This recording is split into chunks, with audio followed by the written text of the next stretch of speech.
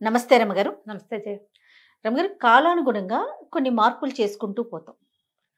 మనము పోయిన సంవత్సరం ఉన్నట్టు ఈ సంవత్సరం ఉండం రమగారు. ఈవెన్ వీడియోలో కూడా చూడండి, మన రూపురేఖలు చాలా మార్పులు కనిపిస్తా ఉంటాయి. బేసిక్ అలానే ఉంటుంది. బేసిక్‌లో చేంజ్ ఎక్కడొస్తది కదా! అంత ఎందుకు ఇంతకు ముందు మాట్లాడిన మాటే మళ్ళీ రిపీట్ చేయాలంటే పదాలు మారిపోతా ఉంటాయి. అక్షరాలు మారిపోతూ ఉంటాయి కదా! అవును. అట్లనే పద్ధతులు కూడా. పూర్వకాలపు పద్ధతులకి, ఈ కాలం పద్ధతులకి చాలా తేడాని గమనిస్తూ ఉంటాం. కానీ అప్పట్లాగానే ఉండాలి. అప్పటి పద్ధతులే ఫాలో అవ్వాలి. అప్పుడైతే అలా ఉండేవారు. ఫర్ ఎగ్జాంపుల్ మా అమ్మయితే ఇన్ని చేసేది. ఆవిడ కాలంలో మా నాన్నగారికి. నువ్వైతే అసలు ఏమీ చేయలేకపోతున్నావు. ఇలాంటి మాటలు వింటూ ఉంటాం. ఒక వైఫ్ అండ్ హస్బెండ్‌లోనే కాదు, ఏ రిలేషన్‌లోనైనా. ముఖ్యంగా భార్యాభర్తల మధ్య కదండీ! అది మనం ఈ రోజుకి చేయగలుగుతామా? పూర్వకాలంలో చేసిన పద్ధతులు. ఇప్పుడు మన అమ్మమ్మలు, నాయనమ్మలు వాళ్ళు ఫ్యామిలీని చక్కదిద్దిన విధానము, వాళ్ళు నడుచుకున్న పద్ధతిని ఈ జనరేషన్‌లో ఉన్న పిల్లలు వాళ్ళ భర్తలకి, వాళ్ళ ఫ్యామిలీకి చేయగలుగుతారా? ఈ కాలానికి అనుగుణంగా చెయ్యాలా? అన్నీ మారిపోయినాయి కదా జయ. మన అమ్మ నాన్నలు ఉన్నట్టుగా మనం ఉన్నామా? ఉన్నామా? లేదు కదా? లేవు. పోనీ మనం ఉన్నట్టు మన దగ్గర బుడ్డ పిల్ల కూడా చిటిది చిన్న పిల్ల కూడా మనలాగా లేదే. నువ్వు నీ 7వ క్లాస్లో నువ్వు ఉన్నట్టుగా నీ కూతురు 7వ క్లాస్లో అది ఉందా ఇప్పుడు? అస్సలు. హస్తి మసకాంతరం తేడా రాలా? ఏరుకి దోమకి ఉన్నంత తేడా ఉంది. కరెక్ట్ రమ్మగారు. పరిస్థితులు మారిపోవటాలా? బేసిక్స్ కొన్ని ఉంటాయి. తల్లి పిల్లల అనుబంధాలు, కంటాలు ఇవన్నీ సహజం. వివాహాలు కూడా అలాగే ఉన్నాయి. సంసారాలు కూడా ఇంచుమించుగా ఫ్రేము భార్య భర్త ఓ 2 పిల్లలు 4 పిల్లలు ఫ్రేమ్ అలాగే ఉంది. పాత రోజుల్లో భార్య భర్త 4 పిల్లలు 4 కోడళ్ళు 6 మనవలు, ఒకళ్ళు 2 ముని మనవలు ఒకే గుంపుగా సమూహంగా చిన్న ఒక ఇంట్లోనే ఉండే విధానం ఇది వరకు ఉండేది. ఇప్పుడు భార్య భర్త ఓ 2 పిల్లలునే ఒక సమాజంగా ఉంటున్నాం. అంటే ఫ్యామిలీగా ఉండటం సేమే, వ్యాస్ట్ పెద్ద ఫ్యామిలీవా చిట్టి ఫ్యామిలీవా అనేది మారిపోయింది. ఊళ్ళని పల్లెటూళ్ళని వదిలిపెట్టి పట్టణాలకు వచ్చారు. పట్టణాలను వదిలిపెట్టి నగరాలకు వెళ్ళాం. నగరాల నుంచి విదేశాలకు కూడా వెళ్ళిపోయాం. మార్పులు సహజంగానే జరిగిపోయినాయి. పూర్వం అంటే మా అమ్మ నాడు తీసుకుందాం. మా అమ్మ మీ అమ్మ దగ్గరికి వెళ్దాం. మీ అమ్మ మా పెద్దక్కయ్యల వయసుది మీ అమ్మగారు, మా అమ్మ ఏమో ఆ అమ్మమ్మ వయసుది అనుకో. మా అమ్మ నాడు స్కూల్ చదువులు కూడా లేవు. మా అమ్మకి పుస్తకాలు చదవటం వచ్చు, పెద్ద బాల శిక్ష అవి చదువుకుందాం. మా అమ్మ సమూహంలో మా వాళ్ళందరూ కొంచెం చదువుకున్న వాళ్ళే జయ. మా పిన్నులు అందరికీ చదవను రాయను వచ్చిన వాళ్ళే ఉన్నారు. మా అదృష్టం, మా చిట్టుకుడూరు చేసుకున్న అదృష్టం. అక్కడికి వచ్చిన కోడళ్ళందరికీ కాస్త పుస్తకం చదవటం వచ్చు అందరికీ. ఒక్కళ్ళని కూడా చదువురాని వాళ్ళు అని తీయటానికి వీల్లేదు మా ఇళ్లలో. మా అమ్మాయి కాదు, మా నాన్నగారి ఫ్యామిలీస్లో, మా పింతల్లులు, మా అమ్మ వైపు కజిన్స్లో కూడా. కానీ ఆ కాలంలో బేసిక్స్ రాని వాళ్ళు ఎంతమందో ఉండేవాళ్ళు కదా. మీ అమ్మ కాలం నాటికి కనీసం 10th క్లాస్ అయినా ఉంది. 10th క్లాసు అంటే అబ్బో 10th క్లాసు అమ్మమ్మలు ఇప్పుడు వేల మంది లక్షల మంది కనిపిస్తారు మనకి తెలుగు రాష్ట్రాల్లో. 10th చదివారు. 10th అంటే వీళ్ళకి పిల్లల్ని కూర్చోబెట్టి చదివించడము, చదువు యొక్క విలువ, దాని గౌరవము, దాని మర్యాద తెలిసిన వాళ్ళు. అంతేగా. తర్వాత తరాల్లోకి వచ్చేసరికల్లా ఇప్పుడు ఆవిడ 10th క్లాసు తల్లుల పిల్లలు కూడా మీరందరూ గ్రాడ్యుయేషన్లే. బీటెక్లు కొద్దిమంది ఉన్నారు. నీ లెవెల్లో ఉన్న వాళ్ళు బీటెక్స్ కొంతమంది, ఎక్కువ భాగం గ్రాడ్యుయేట్స్ ఆడపిల్లలు. ఈ గ్రాడ్యుయేట్స్లో కూడా బీఈడీలు చేసి ఉద్యోగాలకు వెళ్ళిన వాళ్ళు, ఇంజనీరింగ్ చేసి ఫర్దర్గా ఫారిన్ కంట్రీస్కో ఎక్కడికో ఉద్యోగాలకు వెళ్ళిన వాళ్ళు ఉన్నారు. మీ తరం తర్వాత జస్ట్ ఒక 4-5 ఏళ్ల తర్వాత, నీ తర్వాత అనుకో, ఎర్లీ లేట్ 30s వాళ్ళ వరకు అందరికీ చదువులు ఉన్నాయి, అందరికీ ఉద్యోగాలు ఉన్నాయి. ఈ అందరూ కూడా ఎంసెట్లు రాశారు. తెలుగు రాష్ట్రాల వరకే తీసుకుందాం, భారతదేశం అంతకీ మనం వెళ్ళొద్దు. మన 2 రాష్ట్రాలే మనం, ఎందుకంటే అక్కడ పుట్టాం, మనం ఇక్కడ జీవిస్తున్నాం కాబట్టి. ఇవి 2 మనమే కదా. ఎక్కువ భాగం పల్లెటూళ్ళల్లో కూడా ఏ బీకామో, ఏ బీఎస్సీయో, ఏ బీఏనో, ఏ బీటెక్కో, కనీసం ఇంటర్మీడియటో చదివి కూడా తర్వాత మనకి ఇదేమిటి మన టీచర్ ట్రైనింగ్ తీసుకునే బీఎస్సీ డిఎస్సీ రాయటము, టెట్ రాయటము, ఇంకా ఏమిటో రాయటము, ఇలాంటివి వచ్చేసినాయి. అందరికీ ఉద్యోగాలు. ఇప్పుడు ఈ పరీక్షలు రాసేటప్పుడు వీళ్ళందరూ 10th class, intermediate, MPC, BiPC చేసిన ప్రతి వాళ్ళు ఎంసెట్లు రాస్తారా? రాయరా? డెఫినెట్గా. ఎంసెట్ రాయాలంటే ఏమిటి, మా ఇంట్లో మేము కూర్చుని ఒకరోజు వెళ్ళి పరీక్ష రాసి రావటమా? కాదుగా. ఎంత కష్టపడి మగ పిల్లలందరితో కూర్చుని ఈ ఆడపిల్లలు కూడా మార్నింగ్ 7 నుంచి ఈవినింగ్ 7 దాకా కాలేజీలు, అక్కడి నుంచి ఇంకో 2 గంటలు ఎంసెట్ కోచింగు ఉందా లేదా? దానికి సీట్ వచ్చింది రాపోయింది వేరే సంగతి, మనకు సంబంధం లేదు దానికి. సీట్ రాలా, బీటెక్ కూడా పోయినాయి కొన్ని పేపర్లు, బీటెక్ ఫినిష్ అయ్యి కూడా పప్పది మక్కల ఇంట్లోనే కూర్చుంటుంది. అయినా సరే ఒక పిల్ల దాని ఎల్కేజీ నుంచి అది సాటి మగపిల్లలతోటి అన్నిటా పోటీ పడవలసే వచ్చిందా రాలేదా 20 ఏళ్ల దాకా? 100%. దీనికి ఆడమగా తేడా లేదు కదా. కానీ ఇళ్లలో మాత్రం నువ్వు ఆడపిల్లవి పని నేర్చుకోవాలి, లేకపోతే రేపొద్దున కష్టం అని ఆడపిల్లలకి పనులు నేర్పే కుటుంబాలు ఉన్నాయి, నేర్పనివి ఉన్నాయి. ఆ చదువుకుంటుంది దానికి ఎందుకు అనుకునేవాళ్ళు.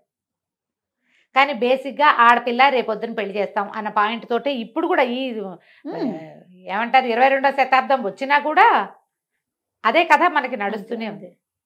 కానీ స్ట్రెస్ లెవెల్స్ సమానంగా ఉన్నాయి ఆడకి మొక్కి. ఇప్పుడు ఈ చదువుకుంటున్న పిల్లకి చెడ చిన్నపిల్లలు కాస్త పెద్దవాళ్ళు అయ్యి ఏ ఇంజనీరింగ్ అయ్యాక ఉద్యోగాలు చేశాక పెళ్ళిళ్ళు అవుతాయి. మగపిల్లలు అంతే, చిన్న చిన్న గౌన్లు వేసుకుని చొక్కాలు వేసుకుని టీచర్ స్కూళ్ళ దగ్గరికి పోయిన వాళ్ళంతా మొగుళ్ళు అవుతారు, పెళ్ళాలు అవుతారు. మొగుడు అవ్వగానే వాడు కింగ్ అయిపోతాడు, పెళ్ళాం అవ్వగానే ఇది పని మనిషి అయిపోతుందా? ఎట్లా అయిపోతారమ్మా చెప్పు? ఇద్దరు సమానమేగా. అంతేగా. వాడు కింగ్ అయితే ఇది క్వీన్ అయి తీరాలిగా. అంతేగా. పాత రోజుల్లో ఏమిటి, భర్తలు కింగులుగా, వైఫ్లు సపోర్టర్లుగా. నేను దాస్ అంటల్లా, సర్వెంట్ మేడ్ అంటల్లా, వైఫ్ సపోర్టర్గా ఉండేది ఇది వరకు. ఎందుకంటే ఆ కాలంలో మగపిల్లలకి మగవాళ్ళకి చదువులో సంపాదన మార్గము అవలంబించవలసి వచ్చేది. వాళ్ళు ఆడవాళ్ళు దీన్ని ఆ మగవాడికి సపోర్ట్గా ఉండటానికి వాళ్ళు ఇళ్ళు సమర్థించేవాళ్ళు. ఆ కాలంలో భర్తలు సంపాదన పరుడైన వాడిని గౌరవించాలి కాబట్టి ఆడవాళ్ళు మరింత గౌరవంగా ప్రవర్తించేవాళ్ళు. అది నేర్పబడేది. ఇప్పుడు మన పై ఆఫీసర్ని మనం గౌరవించమా? అంతేగా. అంత సహజంగా సంపాదన పరుడైన మగవాడిని ఆడవాళ్ళు గౌరవించేవాళ్ళు. వాడు బయటికి వెళ్ళి పని చేయాలి, సమాజంలో 4 సమర్థించుకురావాలి. ఈ ఇంట్లో పుట్టిన నత్తా నావా బోళ్ళంత మంది పిల్లలు ఉన్నారు, వీళ్ళందరికీ పెళ్లిళ్ళో పేరెంటాలో చదువులో చెయ్యాలి, నిలబెట్టాలి వాళ్ళ జీవితాలు. దీనంతకీ ఆధారం ఎవరు? ఈ సంసార నావకి చుక్కాని మగవాడు. అంతే. ఇది సరంగు, దాన్ని నడిపికెళ్ళేది ఆడది. కాబట్టి ఆ చుక్కానిని దీనికి జాగ్రత్తగా ఇది మెయింటైన్ చేసేవాళ్ళు. ఆ సమయంలో ఆడవాళ్ళు లొంగి ఉండటము, సేవించటము సహజంగా జరిగేది. మ్యాండేటరీ కాదమ్మా, అది సహజమైన క్రియ. ఒక బలశాలి పనిమంతుడు అయిన వాడికి బలహీనుడైన వాడు కిందెత్తున చేయగలిగే సపోర్టు. ఒకడు నిచ్చెనెక్కాడు, కింద ఒకడు పట్టుకున్నాడు. పైన ఎక్కాడు వాడు గొప్ప, కింద పట్టుకున్న వాడు తక్కువ కాదు. వాడికి ఎక్కే అవకాశం వచ్చింది, దాన్ని ఆపే అవకాశం వీళ్ళకి వచ్చింది. కింద ఎవరు ఆపకపోతే పడిపోతాడు వాడు ఏదో ఒక టైంలో. అంతే. ఆడ మగ ఇలా వెళ్ళేవాళ్ళు. దాన్ని మనం ఎలా చూసామంటే, ప్రపంచం ఎలా చూసిందంటే, ఆడది బానిస, మగవాడు కింగు.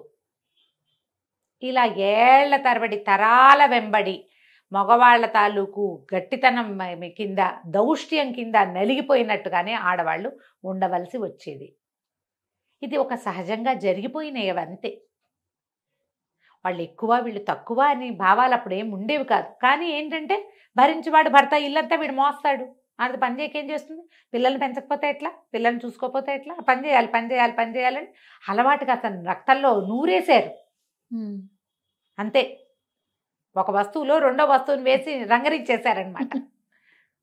మల్లెత్తరేసి చందనం నూరేమనుకో, చందనము మల్లెత్తరు 2 కలిపి వాసన వస్తాయి, కనపడదు అత్తరు, అదే చందన ముద్దల్లోనే ఉంటుంది. అట్లా ఈ సేవాభావాన్ని ఆడవాళ్ళకి అలవాటు చేసేసారు. జరిగిపోయింది అంతే. వాళ్ళు బోళ్ళంత కష్టపడి ధాన్యం తెచ్చి ఇంటికి పడేస్తే దాన్ని చెరిగేవాళ్ళు, దంచేవాళ్ళు, బాగు చేసేవాళ్ళు, పచ్చరం చేసేవాళ్ళు అంతా ఆడళ్లే. వాడు అక్కడ నారుగాలం కష్టపడి పనిచేస్తాడు. ఆ వస్తువుని ఆ కంచంలోకి తెచ్చేది ఎవరు? ఇక్కడ తక్కువ కష్టమా ఇది? మరి కాదు, ఇది అంత కష్టమును. ఈ అమ్మాయి ఎట్లాగైతే ఆ పని చేయలేదో ఆ మగవాడు అలాగే ఈ పనంతా చేయలేడు, చేసేవాళ్ళు కాదు. దయచేసి ఇలా ఆలోచించండి. ఇప్పుడు కూడా మా నాన్నని మా అమ్మ సేవించినట్టుగా నువ్వు నన్ను సేవించాలని భార్యల్ని అడగడానికి వీల్లేదు. అంతే. నో అంటే నో. మీ అమ్మలు, మన అమ్మలు మా అంటే మా అమ్మ కూడా, నేను కూడా అసలు సరిగా చెప్పాలంటే ఉద్యోగాలు లేవు, చదువు లేదు, చాలా రకాల పనులు వీళ్ళ వల్ల కాదు. డబ్బులకి నీ మీదే డిపెండ్ అవ్వాలి, భర్త మీదే డిపెండ్ అవ్వాలి, భర్తే కాచి కాపాడాలి. ఆ పరిస్థితి వేరు. ఇప్పుడు లోకం మారింది. అమ్మాయిలకి చదువులు ఉన్నాయి, ఉద్యోగాలు ఉన్నాయి, పుష్కలంగా నీలాంటిదే స్ట్రెస్ ఉంది, అన్నీ ఉన్నాయి.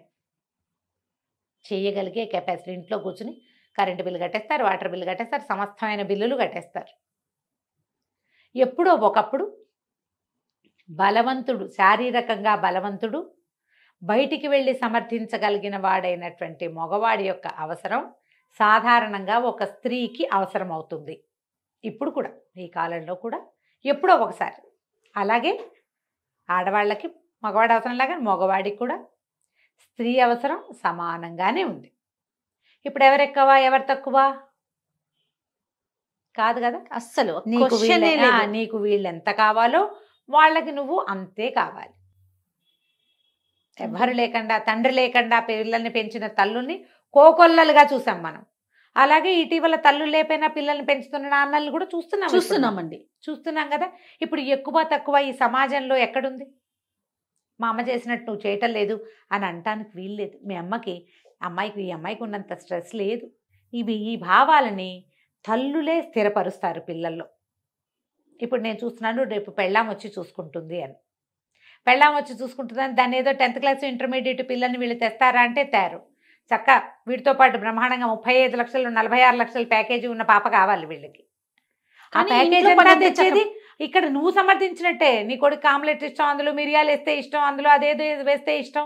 వేళకి ఇంటికి వచ్చేసి వీడికి ఆమ్లెట్లు పెట్టేసి, ఇల్లు సర్దేసి, చంటి పిల్లల్ని సవరించేసి అన్ని చేసాలంటే అదేమన్నా మనిషా మెషినా? మనిషే కాదు పాపం. అవునా? ఈ ఆలోచన విధానం మారాలి. ఇది బేసిక్. ఆడవాళ్ళల్లో మారితేనే మగపిల్లల్లో మారుతుందమ్మా, మీరు నమ్మండి ఆ మాట. ఎందుకంటే ఇప్పుడు మీరేంది ఒట్టు మీద కూర్చుని చెప్తారు లాంటివి నన్ను అనడానికి వీల్లేదు, నన్ను అనడానికి కుదరదు. నేను దానికి సిద్ధపడి ఉన్నా. నేను కూడా నా కొడుకులకు పెళ్ళిళ్ళు చేయవలసిందే, నేను రెడీగా ఉన్నా దానికి. ఈ రోజుల్లో పిల్లలు ఎలాంటి స్ట్రెస్ అనుభవిస్తున్నారో కంటితో చూస్తున్నాం మనం. అవును రమ్మగారు. మనకు వచ్చే కోడలు మాత్రం 4 సమర్థించాలి, మన కొడుకు ఇంకా కూచిపాపాయిలాగా మనవళ్ళలోనే కూర్చుంటాడంటే ఎట్లా కుదురుతుంది కదా? తప్పు కదా అది. 100%. వీడికి సాగాలని అనుకోవద్దు. మీ మగ పిల్లల్ని సర్వసమర్థులుగా తయారు చేయండి. వాడు ఆడపని మగ పని ఎడం చేత్తో చేసి పారేస్తాడు. ఇప్పుడు మనం ఏం చేస్తాం చూస్తారా, అసలు మనకు తెలియకుండానే అమ్మాయిలకి మగపిల్లల్లాగా సంపాదన నేర్పించాం, చదువులు చెప్పించేసి సంపాదన నేర్పించాం. ఇంట్లో పనులు కూడా వాళ్ళకు వచ్చు. కానీ మగపిల్లల్ని సంపాదన పనులుగానే మాత్రం ఉంచి ఆడవాళ్ళలాగా అన్ని పనులు చేసుకోవడం మాత్రం నేర్పట్లేదు. ఫెయిల్ అయిపోయాం. తల్లులు అస్సలు నేర్పించట్లేదు రమ్మగారు. మగపిల్లలు కనీసం ఆమ్లెట్ వేసుకోవటం, అమ్మకు ఒక రోజు ఒంట్లో బాగోకపోతే అంత బియ్యం కడిగి పెట్టుకుందాం, అంత పప్పు వండుకుందామన్నా అది కూడా రాని పిల్లలు ఎంతమంది ఉన్నారో. కాబట్టి అమ్మ, తల్లులుగా ఫెయిల్ అవ్వకండి. తల్లులు ఫెయిల్ అవ్వకూడదు. ఫెయిల్ అవ్వటం అంటే మనం ఏమనుకుంటాం, వాళ్ళని బాగా చదివించలేకపోతే, వాళ్ళని బాగా ముందుకు తీసుకెళ్ళలేకపోతే ఫెయిల్ అయినట్టు కాదు. వాడికి పని పాట నేర్పించకపోతే పూర్తిగా అధ్వానం, వేస్ట్ మన పెంపకం, దండగా. అలా చెయ్యొద్దు. మన పిల్లల్ని 4 సమర్థించుకోగలిగేలాగా నేర్పించండి. ఆడపిల్లలకి ఎంత నేర్పాలో మగపిల్లలు కూడా అంతా నేర్పాలమ్మా. పురాతన కాలపు భావజాలాల్లో దయచేసి మీరు ఉండద్దు, మీ పిల్లల్ని ఉంచొద్దు. ఇప్పుడు లోకం ఇదివరకట్లాగా లేదు. కనీసం అంటే 30 ఏళ్ల క్రితం పెళ్ళిళ్ళైన వాళ్ళ రకంగా కూడా ఈ రోజున లేదు. సమాజం మారింది. మనం మారాలి, మనం కూడా మారాలి. నేను ఇప్పుడు నా సంగతి చెప్తా కదా జయ, నేను అన్ని నేనే అమర్చి అన్ని నేనే సవరిస్తాను. నా పిల్లలు కూడా వాళ్ళ పిల్లలు అలాగే చేయాలని నేను అనుకోవటల్లా. అనుకోవాలి అంటే మీరు అలా అనుకున్నప్పుడు ఆ అమ్మాయి ఇంట్లో ఉండే అమ్మాయిని తెచ్చుకోవాలి. ఇంట్లో ఉన్నా చేయరమ్మా, చేసే రోజులు కాదు. ఎందుకంటే వాళ్ళు అవి చూడలా. ఇప్పుడు ఒక అమ్మాయి ఇంట్లో ఉండాలనుకుంటుంది, దానికి తెలుసు వాళ్ళ అమ్మ ఏం చేసేవారు కాదు అట్లా. ఇదేం చేస్తుంది అది చూడలేదు, తెలీదు. ఈ కాలం కాదది. ఇంట్లో ఉండే అమ్మాయిలు తెచ్చినా వాళ్ళు చేయరు. ఇంట్లో ఉండి స్ట్రెస్ ఫీల్ అయ్యామని బాధపడతారు. బయటికి వెళ్తే ఎంత స్ట్రెస్, ఇంట్లో ఉన్నా అంతే స్ట్రెస్. ఎందుకంటే పని లేదుగా. ఇళ్లలో పని లేవమ్మా. నువ్వు వీళ్ళేంటి ఊడవాలా, తొడవాలా, కడగాల, దంచాలా, చెరగాల, ఏం చేయాలి? అన్నిటికీ మెషిన్లు వచ్చినాయి. ఆ రోబో పడేస్తే దాని దారిన ఇల్లు చేసుకుంటారు. ఓ 1000 రూపాయలు పడేస్తే పని మనుషులు దొరుకుతారు. అవునా? కాబట్టి ఈ కాలం అది కాదమ్మా. పిల్లల్ని ఎక్స్పెక్టేషన్స్ లేకుండా తమ పనులు అన్నీ తాము చేసుకోగలిగేటట్టు ఎవరన్నా వస్తే వస్తారు, లేకపోతే లేదు. పూర్వం లాంటి సమాజం ఇప్పుడు లేదు. పూర్వపు సమాజం కథలు వింటాం చెయ్య మనం. భర్తలు స్నానం చేస్తే వాళ్ళ బట్టలు భార్యలే ఉతకాలని, లేకపోతే కుదరదని. ఏం కాలమో ఇప్పుడు అందరూ ఉతుకుంటున్నారు, ఎవరి బట్టలు వాళ్ళు ఉతుకుంటారు, లేదా ఎవరు కుదిరితే వాళ్ళు వాషింగ్ మిషన్లో వేస్తారు. ఆడేమిటి మొగేమిటి చెప్పు దానికి. రమ్మగారు మగపిల్లలు కూడా రమ్మగారు ఎవరి బట్టలు వాళ్ళు వేసుకుని వాళ్ళు దండాల మీద వేసుకుంటున్నారు. చాలా మంది వేసుకుంటున్నారు. ఒకవేళ వేసుకొని వాళ్ళు ఉంటే మీ పిల్లలకి వాషింగ్ మెషిన్ వేయడం నేర్పించాలి. అంతే. వాళ్ళ అండర్వేర్ వాళ్ళు ఉతుక్కోవాలి, వాడు తువ్వాలి వాడు ఆరేసుకోవాలి, లేదా వాడు ఒంటరి జీవితంలో చాలా కష్టపడతాడు. అదే గొప్పలేం కాదమ్మా. ఆ కాలాన్ని వదిలేయండి దయచేసి. పురాతన భావజాలాలు విని ఈ కాలంలో అలా కావాలని కోరుకోకండి. భావజాలాలు మార్చుకోండి. రైట్. నమస్తే. నమస్తే జయ.